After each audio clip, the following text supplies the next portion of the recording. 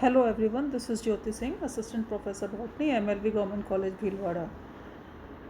BSc part 1 का botany का second paper algae and bryophytes का दो वॉलवॉक्स के दो टॉपिक कंप्लीट हो गए हैं, structure and asexual reproduction.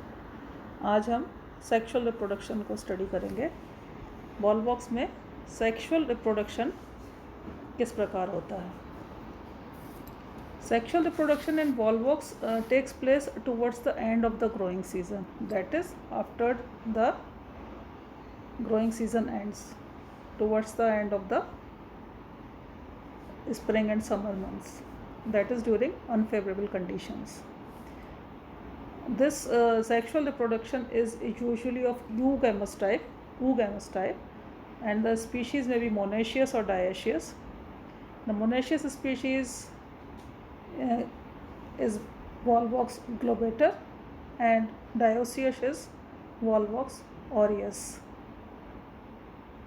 Sometimes colonies of Volvox aureus may have both Antheridia and Eugonia. The monoecious species, that is the species that are having both male-female reproductive organs, are usually protandrous, that is Antheridia mature before Eugonia. A colony that is involved in sexual reproduction does not have asexual daughter colonies. That is, at a time, only sexual or asexual. Only one type of reproduction can take place in volvox. The cells that develop into reproductive structures are located in the posterior part of the colony, and these are called as gametangia.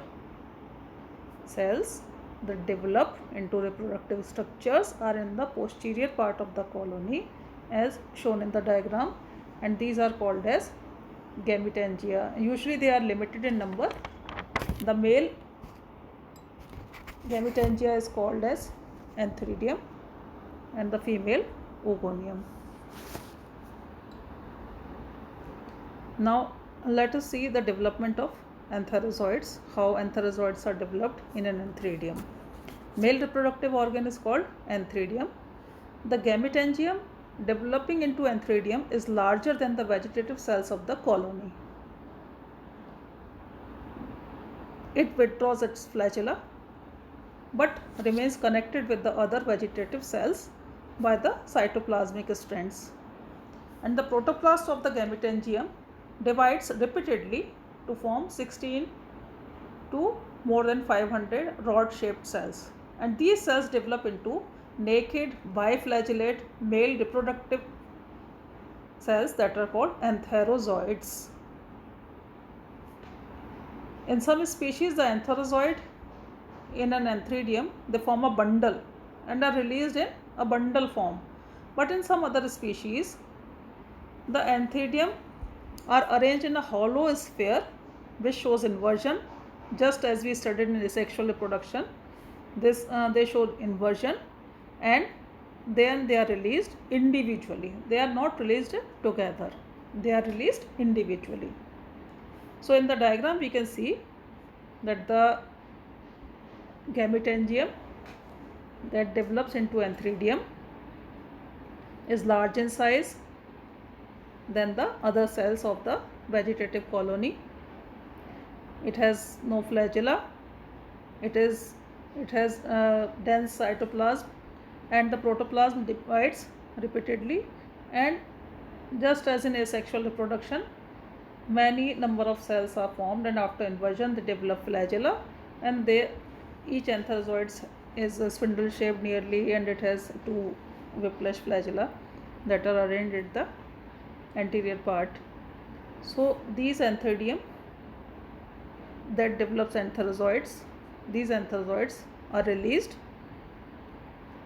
at the time of fertilization. Next comes the development of oogonia, as you can see in the diagram. The gametangium that develops into oogonium is also larger than the other cells of the colony. It increases in size and eventually it becomes flask shaped. The oogonium is flask shaped in structure, broader at the base and narrow or tapers at the apex. The entire protoplast of the eugonium, it forms a single uninucleate non-flagellated and spherical egg. Entire protoplasm forms a single uninucleate non-flagellated spherical egg. The egg has chloroplast and has green in color, and it has reserve food material. The oogonium, that is flask shaped in structure, opens at the surface of the colony. Now comes the process of fertilization. The antherozoids that are liberated from antheridium, they swim in the medium, they swim in the water, and when they come in contact with a female colony, they get attached to its surface and breaks down the colonial matrix of the colony at the area of attachment.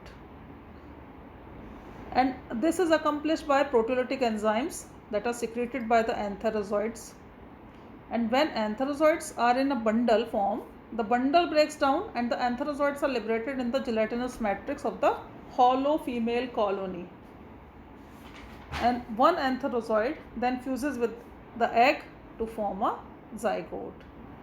Antherozoid enters the oogonium, fuses with the egg and forms the zygote. So at the place where the egg was situated, now zygote is formed. The zygote secretes a 3-layered thick wall around itself. It is called oospore. The layers may be smooth, for example in Volvox globator, or may be spiny. These wall contains hematochrome, and this hematochrome imparts a red color to the zygote. The zygote may remain dormant for quite some time and is then liberated by disintegration of the parent colony. This zygote undergoes a period of rest and then it germinates. Now comes the process of germination. The zygote usually does not germinate until the following spring or until the favorable conditions comes. And before germination, the diploid nucleus of the zygote undergoes a meiotic division, forming 4 haploid cells, as you can see in the diagram.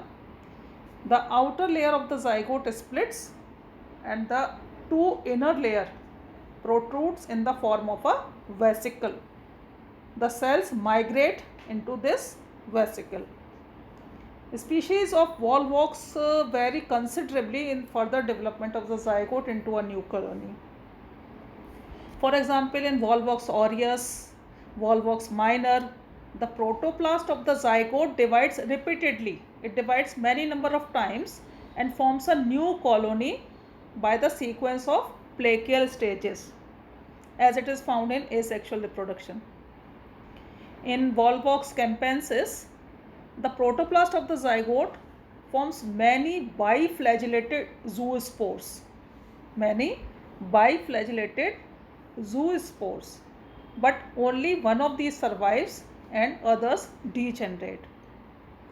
The surviving zoospore comes out of the vesicle, swims in the medium, that is water, and it divides to form 500 cells which arrange themselves into a hollow sphere.